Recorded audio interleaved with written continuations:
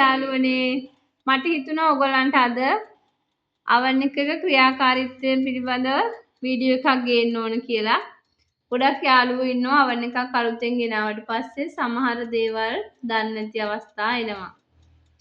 අපි බලමු මෙන්න මේ oven එකේ මෙන්න මේ කොටසින් කියන්නේ oven එකේ ටෙම්පරේචර් එක. ඒ කියන්නේ උෂ්ණත්වය කේක් එකක් බේක් කරගන්න උෂ්ණත්වය කොහොමද තියාගන්නේ කියලා. සාමාන්‍යයෙන් කේක් එකක් බේක් වෙන උෂ්ණත්වය සාමාන්‍ය උෂ්ණත්වයේ විදිහට අංශක 180ත් 190ත් අතර කාලයේ උෂ්ණත්වයක් තමයි යොදාගන්නේ.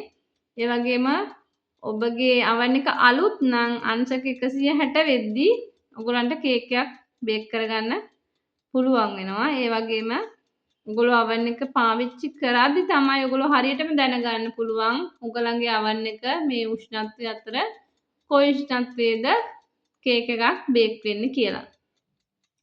ඊළඟට යාළුවනේ අපි යම් මෙතෙන්ට මේකෙන් කියන්නේ oven එක ඇතුලේ රත් වීම පිළිබඳව.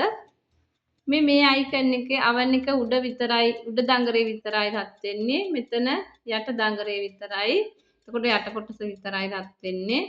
මෙතන උඩ සහ යට දෙකම දඟර දෙකම රත් වෙනවා. මෙතන ඒ රත් වීමත් එක්කම ෆෑන් එකක් සහ බල්බ් එකක් වැඩ කරනවා. මෙන්න මේ කොටස තමයි අපි කේක් එකක් බේක් කරගන්නකොට සිලෙක්ට් කරගන්න ඕන කොටස. ඒ කියන්නේ ෆෑන් එකක් වැඩ කිරීමෙන් සිද්ධ වෙන්නේ මේ oven එක පුරාවටම උෂ්ණත්වය ගෙන යමින් oven කේක් බැටර් එකේ හැම අංශුවකටම සමාන උෂ්ණත්වයක් දීලා කේක් එක බේක් කරලා දීම.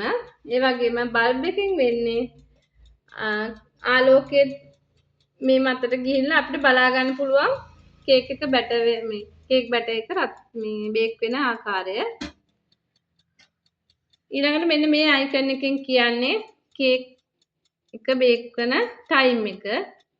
අපි දන්නවා කේක් එකක් ප්‍රීහීට් වෙන කේක් එක oven එකට දාගන්න කලින් අපි ප්‍රීහීට් වෙන්න තියන්න ඕන. ඒක ප්‍රීහීට් වුණාට පස්සේ මෙන්න මේ විදිහට බෙල් එකේ ශබ්දය ඇහෙනවා. ඊට පස්සේ අපිට අවශ්‍ය කාලය මෙතනින් සිලෙක්ට් කරගන්න පුළුවන්. සාමාන්‍යයෙන් අංශක 140ක් වගේ ප්‍රමාණයක් 100 නෙවෙයි මෙතන කාලය විනාඩි 40ක් වගේ කාලයක් තමයි කේක් එකක් බේක් වෙන්න යන කාලය.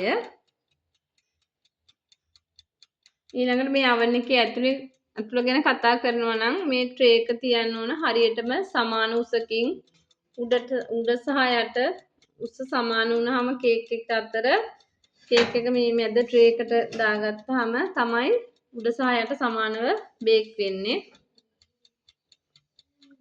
මෙන්න මෙතන මේ තියෙනවා රැක් එක රඳවන මේ කාණු වගේ තියෙන්නේ. ඉතින් මං හිතනවා යාළුවනේ ඔයගොල්ලෝ යම් දෙයක් oven එක ගැන මගෙන් ඉගෙන ගන්න ඇති කියලා. එහෙනම් මගේ මේ channel එකට like එකක් දාලා subscribe කරලා bell icon එක click කරන්න comment එකකුත් දාන්න. Thank you.